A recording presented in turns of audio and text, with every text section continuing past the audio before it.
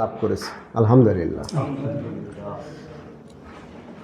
আমরা শুকরিয়া আদায় করব এই জন্য যে এই সমাজের হাজার হাজার মানুষের মধ্য থেকে আল্লাহ আমাদেরকে বাছাই করেছে, আল্লাহর কালামকে জানার সুযোগ করে দিয়েছে এবং ব্যক্তি জীবনে মানার পাশাপাশি তার প্রচার প্রসার এবং প্রতিষ্ঠার জন্য আল্লাহ আমাদেরকে বাছাই করেছে।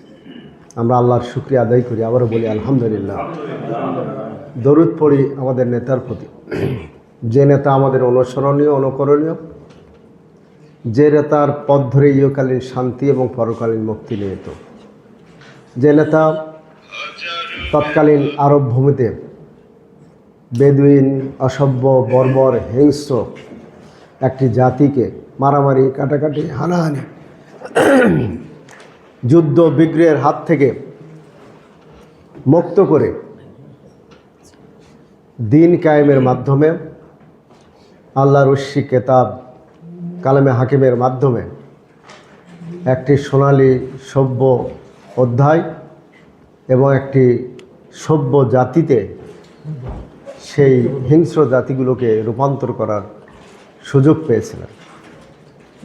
যে নেতা আমাদের অনুপ্রেরণার উৎস, যে নেতাকে আমরা অনুসরণ করি এবং আমরা মনে প্রাণে বিশ্বাস করি, আমাদের এই প্রিয় মাতৃভূমি বাংলাদেশও যে নেতার আদর্শের প্রতিষ্ঠার মাধ্যমে এই বাংলাদেশের হিংসা বিদ্বেষ মারামারি কাটাকাটি চুরি ডাকাতি জুলুম নির্যাতন চাঁদাবাজি থেকে মানুষ রেহাই পাবে, মুক্তি পাবে।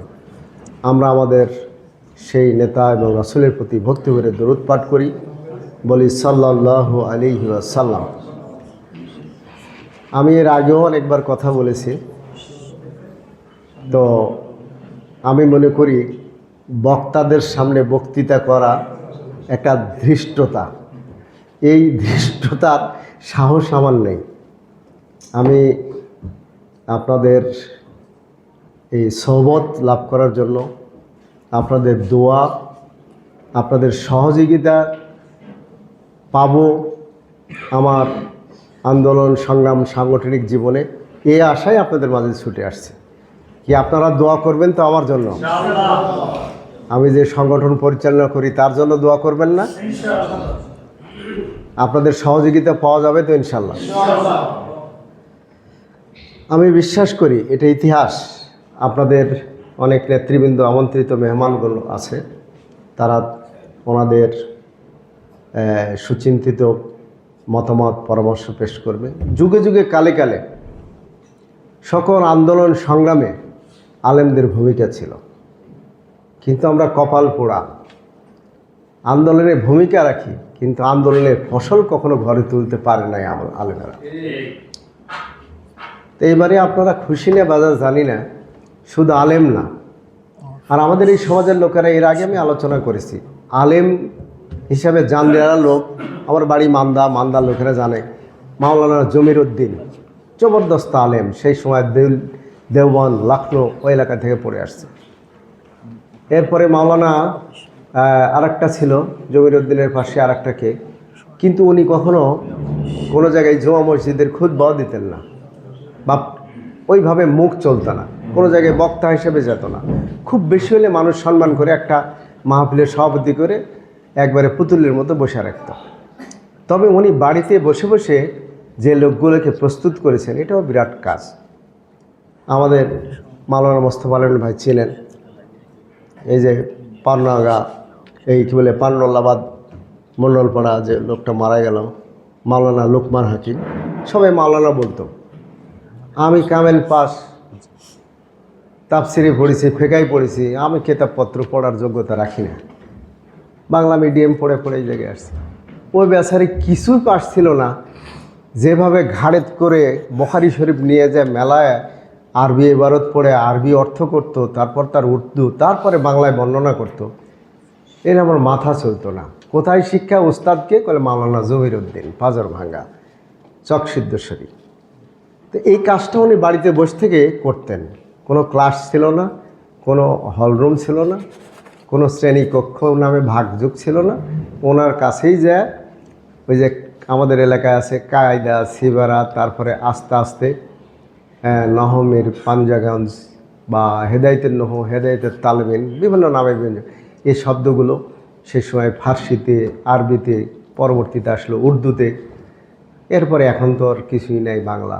এই পড়ে পড়ে এইভাবে সাধারণ মানুষগুলোকে আলেম বানাতো, যারা আমাদের মতো বা আমার মতো কামেল পাশেরও বেশি যোগ্যতা রাখতেন। উনি আবার ময়দানে কথাও বলতে পারতেন এবং ময়দানে ইসলামের প্রচার প্রসারের জন্য ভূমিকা রাখতেন, কিন্তু মাওলানা জমিরুদ্দিনের বক্তৃতা করার সুযোগ হয়নি। এই সমাজের লোকেরা মাওলানা জমিরুদ্দিনকে না চিনলেও তার ওই সাধারণ কোনো ডিগ্রি ছাড়া আলেম মাওলানা লুকমানকে মাওলানা বলেই জানত।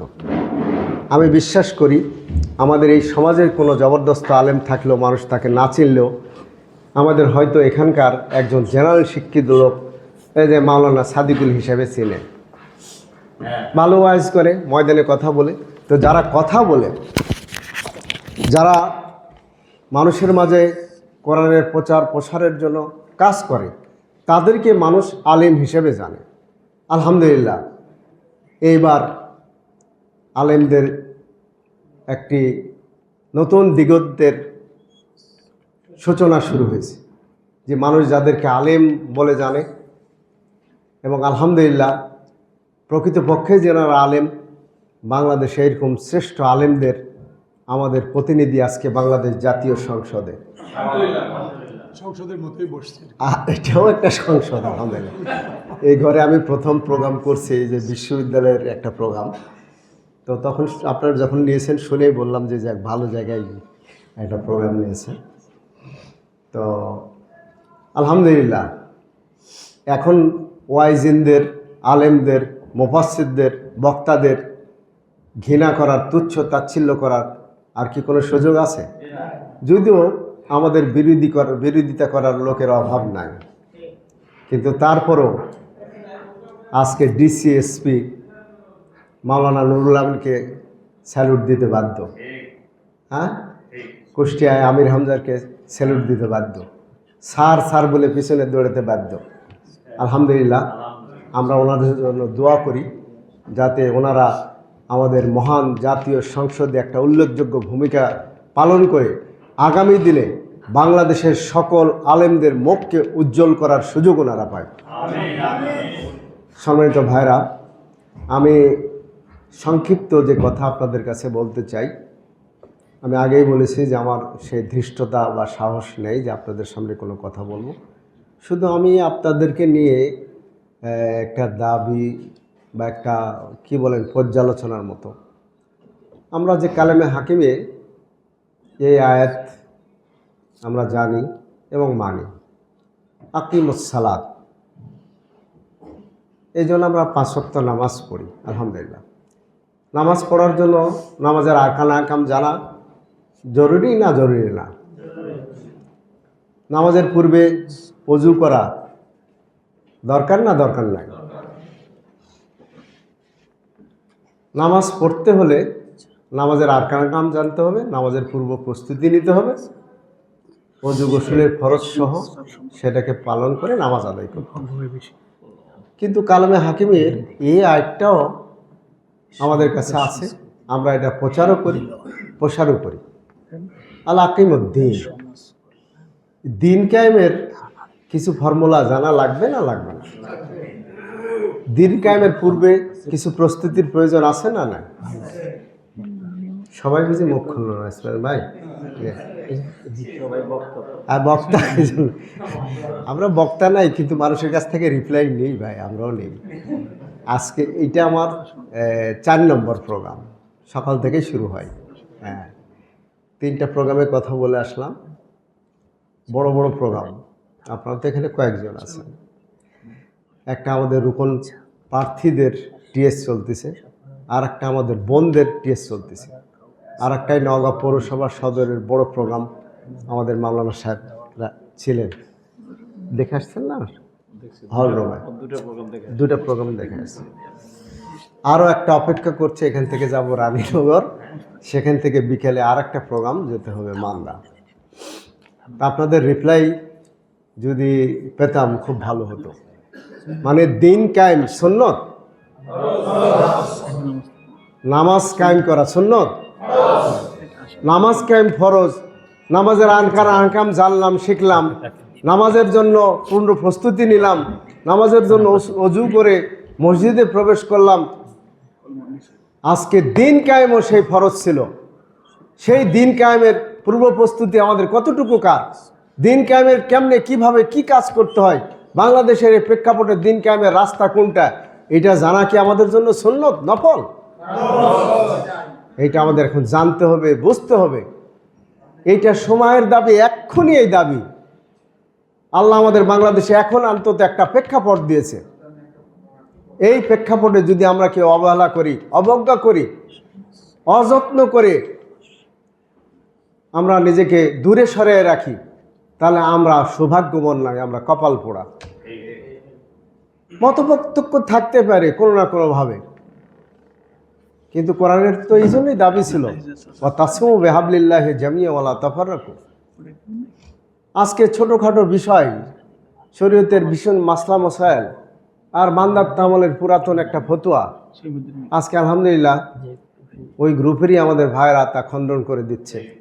আমরা ইতিপূর্বে এই বই পড়েছি, আমরা একটা সুন্দর বই সেই সময় পড়েছি, মাওলানা মওদুদির বিরুদ্ধে আরোপিত অভিযোগের জবাব। আমার একটা উস্তাদ ছিলেন খলিলুর রহমান মাদানী, উনি বাংলাদেশের শ্রেষ্ঠ আলেমদের মধ্যে একজন ছিলেন, যিনি দাখিল, আলেম, ফাজেল, কামেল সবগুলো ফার্স্ট ক্লাস ফার্স্ট। উনি আলেম ফার্স্ট ক্লাস ফার্স্ট হওয়ার পর কি করবে, সবাই তার মাথা খারাপ করে দিছিল। কেউ বুয়েটে যাও, বুয়েটে যাও, কেউ বলে যে ঢাকা বিশ্ববিদ্যালয়ে ভর্তি হও। তখন ওনার একটা মামা চাঁদপুর বাড়ি, ওনাকে সাথে করে নিয়ে আমাদের মরহম সাবেক একজন বিশ্ব ইসলামী আন্দোলনের অন্যতম পুরোধা অধ্যাপক গোলাম আজমের কাছে গেছিলেন, এবং তারও ধারণা উনি যে পরামর্শ দেয় সেই পরামর্শ গ্রহণ করব। তো যায় সবাই তার আত্মীয় স্বজন সহ একটা গ্রুপ নিয়ে গেছে। তা শুধু গায়ে হাত বলে বলছে, বাবা আমাদের দেশের ডিসি, এসপি কোনো পদ ফাঁকা নাই, পদ ফাঁকা আছে অসংখ্য আলেমের, তুমি আগে আলেম হও, তারপর যা হয় হবে। সেটা পরবর্তী পদক্ষেপ। আলহামদুলিল্লাহ উনি কামেল পাশ করেছিলেন এই আলিয়া মাদ্রাসায় পড়া, কিন্তু এত জ্ঞান, এত তার মেধা, এত কোরআন হাদিস তার রপ্ত ছিল। উনি আমার এই মাদ্রাসায় আসছিলেন কিছুদিনের জন্য। তখন আমরা এখানে ছাত্র আন্দোলন করি এবং অনেকগুলো ফতুয়া ফারাজ আমাদের এই লোকেরা দিয়েছিল। তো ধরে নিয়ে আসা বলছে যে নামাজগড় মাদ্রাসা আমার এই মাদ্রাসায় কুতুবখানা, ঢাকা আলিয়া উপমহাদেশের শ্রেষ্ঠ, তারপরে নামাজগড় মাদ্রাসায় কুতুবখানা। এমন কোনো বই নাই যে আমাদের এই কুতুবখানা পাওয়া যাবে না। আমাদের এই মাওলানা সাহেব আবার পৃথিবীর বিভিন্ন জায়গা থেকে জোগাড় করছে। যে এই কেতাবগুলো খুলে মাওলানা ওয়াহিদকে বলছিল বার করে এর থেকে কী আছে, তুমি যে বলেছো এর সারা দলিল বার করো, পারে নাই। তা আমি যে কথাটা বলতে চাচ্ছিলাম যে সেই খলিলুর রহমান সাহেব উনি দৃষ্টান্ত পেশ করেছিলেন এবং উনি বলছিলেন যে এই যে কথাগুলো, তখন উনি আলিয়া পড়ে স্টাডি করছিলেন যে আজকে যারা এই অভিযোগগুলো দায়ের করে এরা কোশ্চিন কালেও মাওলানার ওই কেতাবগুলো চোখ দিয়েও দেখেনি, দেখলে তার ভিতর খুলে দেখেনি কোত্থেকে কে শুনেছে। আজকে সোশ্যাল মিডিয়ায় এই বক্তব্য আসছে, একজন আলেম বলেছে যে সরসিনার হুজুর ভাইস প্রিন্সিপালকে যে বই লিখলেন, ওনাকে যখন চার্জ করা হলো তখন উনি বললেন যে আমাদের আব্দুল সবুর খান বলেছে এটা লিখতে, আমি কেমনে লিখবো, সময় পাই না। তখন উনি একটা উর্দু বই দিয়েছিলেন যে কে যেন লিখছে, বলছে ওইটাই আমি হুবহু বাংলা করে দিছি, আমি কিন্তু ওই বইও দেখি নাই, দিয়ে এমনি কেমনে। তা আমার একটু মনে আছে খলিল সাহেব উদাহরণ দিতেন যে কথাগুলো উনি বলতেন, যে একটা হলো যে এই যে সেহরি করার সময়টুকু, তা আমরা মাওলানা নাদিরুজ্জামান ভাই প্রায় বলতেন যে এই যে সেহরি নিয়ে যে বাড়াবাড়ি, তো আমরা ভালো করে দেখছি যে উম্মে মাকতুম ছিলেন অন্ধলোক, আর বেলাল সম্পর্কে আমাদের জানা আছে। তা আল্লাহ রসুল তাই বলছে যে বেলাল যখন আজান দিবে তোমরা খাও, আর উম্মে মাকতুম আজান দিবে তখন তোমরা খাওয়া ছেড়ে দাও। মাওলানা মওদুদি মরহুম ওই সেহরি খাওয়ার যে বর্ণনা দেওয়া আছে, বিস্তর সময় আমি খালি একটু আলোকপাত করব। তো সেখানে এখন মাওলানা আমাদের নাদের সাহেব বলতেন যে অন্ধ মানুষ বুঝতে পারতো না যে ফর্সা হয়ে যাচ্ছে, যখন লোকেরা আওয়াজ দিত এই উম্মা মাকতুন আজান দাও, এই শব্দ ইউজ করতেন আসবাহাতা আসবাহাতা ফর্সা হয়ে যাচ্ছে আজান দাও, তখন উম্মে মাকতুন আজান দিতেন। তাই আল্লাহ রাসূল বলে উম্মে মাকতুন আজান দিলে তখন তোমরা খাওয়া ছেড়ে দাও। কেন আমাদের এখন রমজান মাসে সবাই বেলাল হয়, আর বলে যে আজান হলে আর এক লোকমা মুখে তোলাও যাবে না। আর কোরআনের এই কথা হলো হাত্তা ইয়াতাবায়্যানা লাকুমুল খাইতুল আবিয়াজু ইলাল আসওয়াদ। আদিব ইবনে হাতিমের এই হাদিস আমরা পড়েছি, অথচ মাওলানা মওদুদি এই ব্যাখ্যা দিতে যেই ওনার উপর মিথ্যা দোষারোপ চাপানো হচ্ছে। এইভাবে প্রতিটা পদে আমাদের সাইদি সাহেব বর্ণনা করছে যে চুরি করলে হাত কাটা যাবে না। কেন চুরি করছে? হযরত ওমরের সময়ের দলিল দিয়েছে। জেনা করলে সহিংসার করা যাবে না, কেন দলিল দিয়েছে। আমাদের সাইদি সাহেব সুন্দরভাবে বর্ণনা বলেছে যে কেউ যদি বিড়ালের সামনে দুধের বাটি দিয়ে বলে এই বিড়াল মুখ দেওয়া যাবে না, গন্ধ নেওয়া যাবে না। বাঘের সামনে মাংসের ডালি দিয়ে যদি বলে এই বাঘ এই মাংসের দিকে তাকানো যাবে না, তাহলে বাঘ কি তা শুনবে? বিড়াল কি তা শুনবে? আজকে আমাদের দেশের জেনার সব উপায় উপকরণ দেওয়া আছে, আজকে চুরি করার সব রাস্তা বন্ধ আছে, মানুষের অন্ন বস্ত্র বাসস্থান শিক্ষা চিকিৎসার গ্যারান্টি নেই। আজকে যদি এই কথা বলা হয় যে চুরি করলেই তার হাত কেটে দাও, ইসলামী রাষ্ট্র কায়েম না হয়, কেউ যদি শুধু এই একটা আইন চালু করে, আর মাওলানা পর্যালোচনায় বলছে যে এইটা যদি করা হয়, পেটে না দিয়ে যদি পিঠে দেওয়া হয়, তাহলে এটা জুলুম হবে, আর মাওলানার এটা দোষ হয়ে গেল। আমরা সচেতন হই, সজাগ হই, আমরা ওই বন্ধুদের জন্য দোয়া করি। আর এগুলো কাদা ছড়াছড়ির সময় নাই, আজকে শত্রুরা এটাকে সুযোগ নিচ্ছে।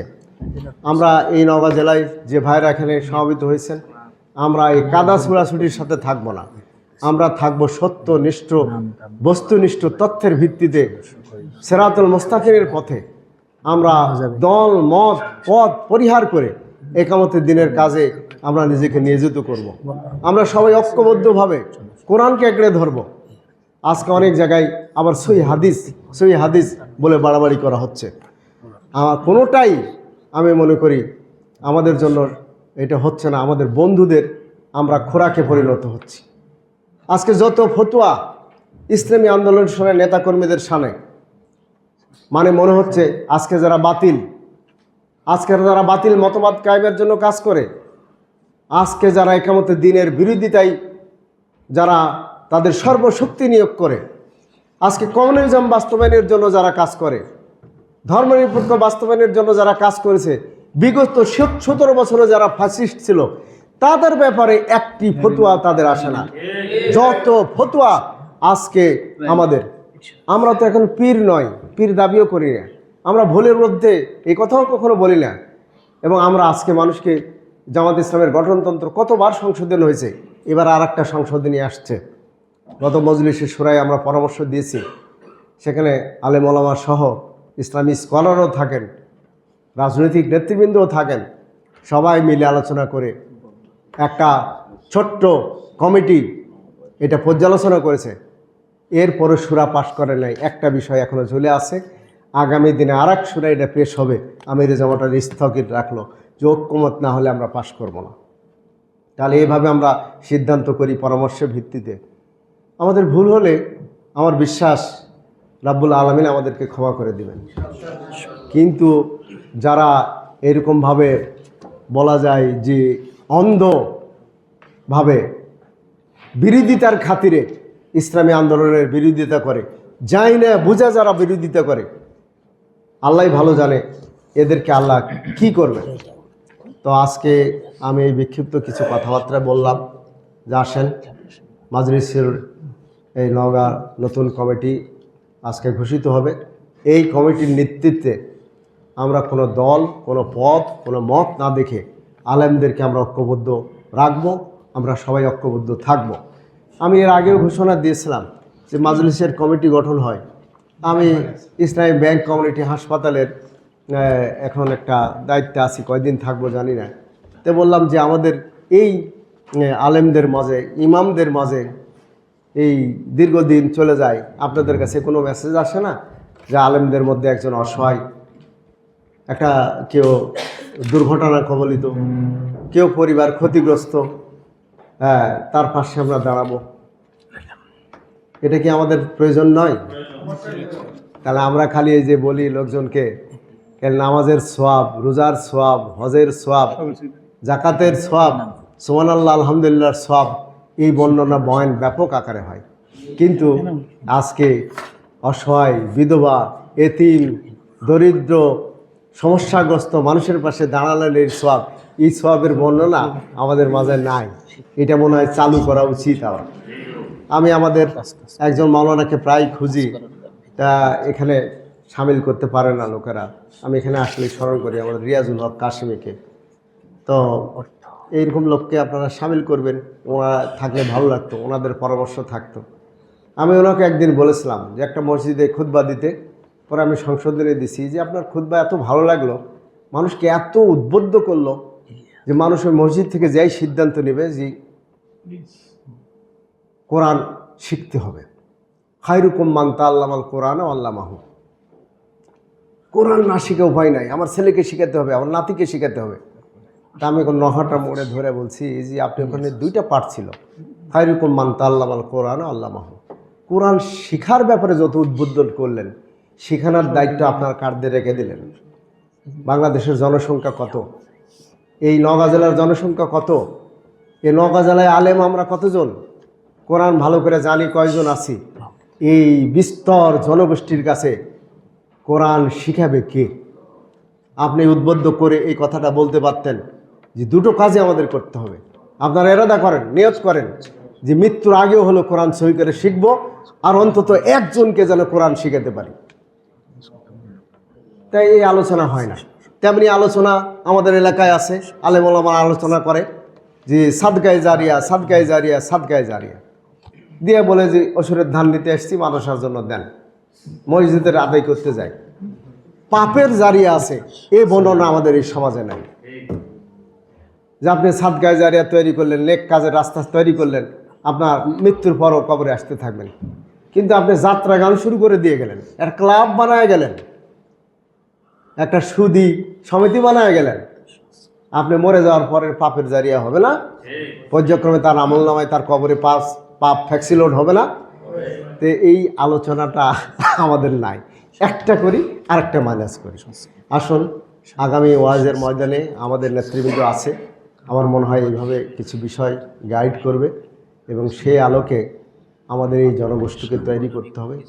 এক্ষুনি আমার মনে হয় যে অতীতে হয়েছে, অনেক দিন পর একটা স্বাভাবিক পরিবেশ বাংলাদেশে আসছে। মনে হয় এখনই শাসক গোষ্ঠীর বিরুদ্ধে আমাদের একেবারে উঠে পড়ে লাগা ঠিক হবে না। একটু কায়দা কৌশল করে কথা বলতে থাকেন, সময় আসবে। তবে একটা জিনিস আপনারা মন প্রাণ খুলে বলতে পারেন, অনেক ত্যাগ এবং কুরবানির বদলেতে আমরা জুলাইয়ের মাধ্যমে বিগত দিনের ফ্যাসিস্টকে আমরা বিদায় দিয়েছি। সেই জুলাই সনদ আজও বাস্তবায়ন হয়নি। জুলাই সনদের পক্ষে আপনারা হা ভোট দিয়েছেন, আমিও দিয়েছি আর আলেম হিসাবে, কিন্তু হা ভোট আজও কার্যকারী হয়নি। এইভাবে মনে হয় কিছু কথা এখন জুমা জামাত সব জায়গায় বলতে হবে। আমাদের আশা যে সরকার দ্রুত সময়ের মধ্যে আমরা যে ভোট দিয়েছি এই ভোটের রায় কার্যকরী করবে। তো এই বাধ্য হবে রাজনৈতিক নেতারা বলবেন, জুমা মসজিদে বাধ্য করবেন না, এইটা নিয়ে আবার কিছু সৃষ্টি হোক আর এই দায়িত্ব আমাকে বহন করা লাগুক, এইটা আমি চাই না। কারণ আমার শুরু হয়ে গেছে বিভিন্ন জায়গায়, আপনাদেরটা হ্যাঁ ভারতে শুরু। তা আপনাদের কাজ হবে যে এমনভাবে বলবেন সুদী বিরোধী কেউ কষ্ট না পায়, আপনার আবেদনমূলক কথাবার্তা বলবেন। আমি এই কয়েকটা পরামর্শ দিয়ে যেটা বলার নয় তাও বললাম, আমার মনের মধ্যে এগুলো ছিল, তো আমার বলার মধ্যে কোনো ভুল ত্রুটি হলে ক্ষমা চেয়ে আপনাদের আজকের এই সম্মেলন সার্থক হোক, সফল হোক। আগামী দিনের প্রসারের সোহাগ আমরা একামতের দিনের দায়িত্ব পালনের জন্য যেন নিজেকে যোগ্য করে গড়ে তুলি, এই আশাবাদ ব্যক্ত করে আমি আমার কথা এখানে শেষ করছি। আসসালামু আলাইকুম ওয়া রাহমাতুল্লাহ।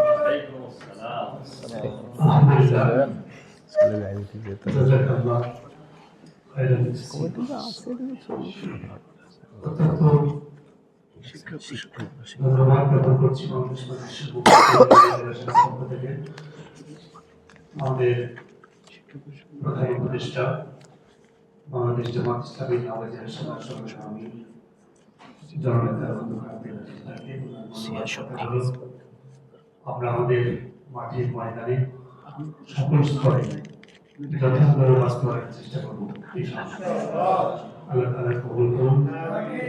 উনি আরেকটা প্রোগ্রামে যেতে যাবেন দিয়েছে আমাদের প্রধান অতিথি বিশ্ববিদ্যালয় আছেন তাদের কথা প্রশ্ন করছি আমি একটা পরিসংখ্যান হলো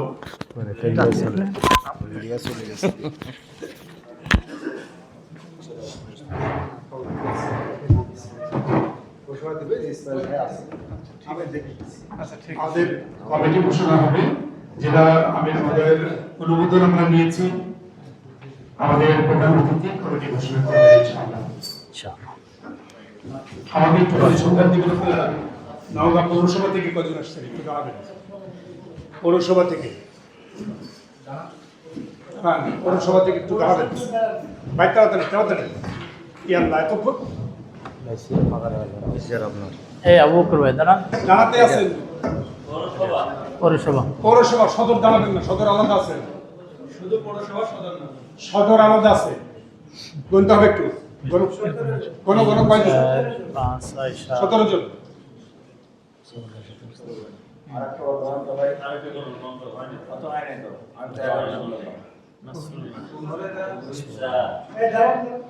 সদর কি বলে পৌরসভা আমিও পৌরসভা বলো তুমি বলো আমাকে আমিও পৌরসভা হ্যাঁ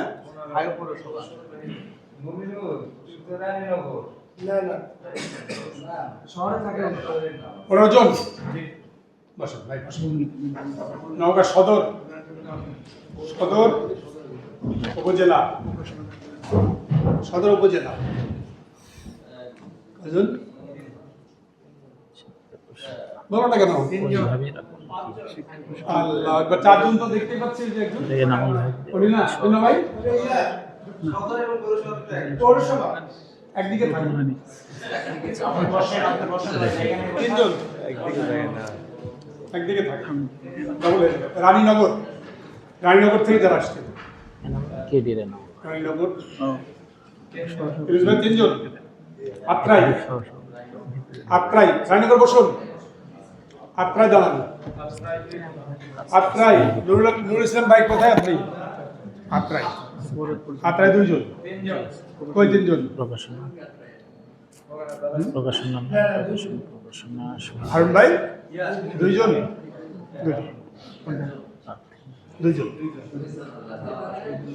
মান্দা দাঁড়ান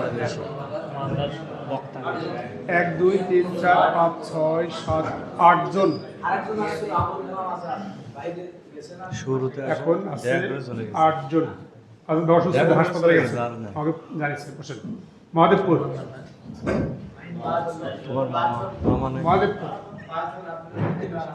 1 2 3 4 জন 5 জন আসুক। নিয়ামতপুর ভাই নিয়ামতপুর আসেন অসুস্থ নাকি মাইনুল্লাহ? বদলগাছি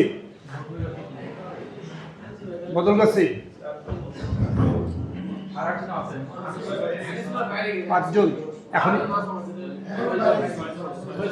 6 জন ডাবুরহাট থেকে এসছেন 1 জন 2 জন ধন্যবাদ। পত্নীতলা 1 জন ভাই আর একজন আছে ওই প্রোগ্রামে আসছে 1 জন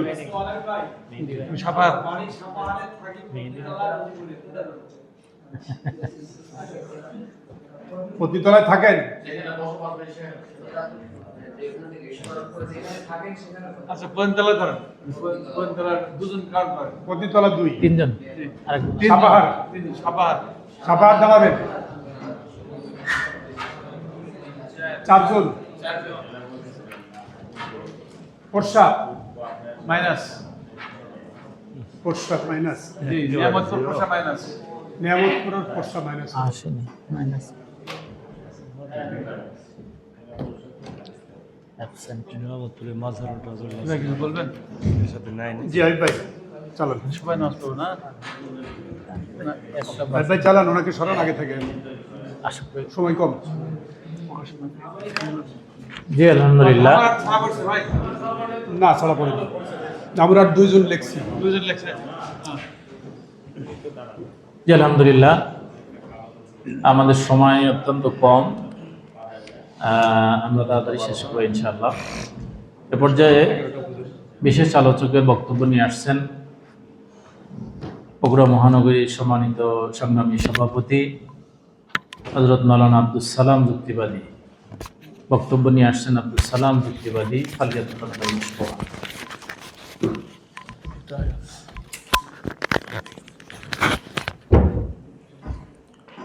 আসসালামু আলাইকুম ওয়া রাহমাতুল্লাহ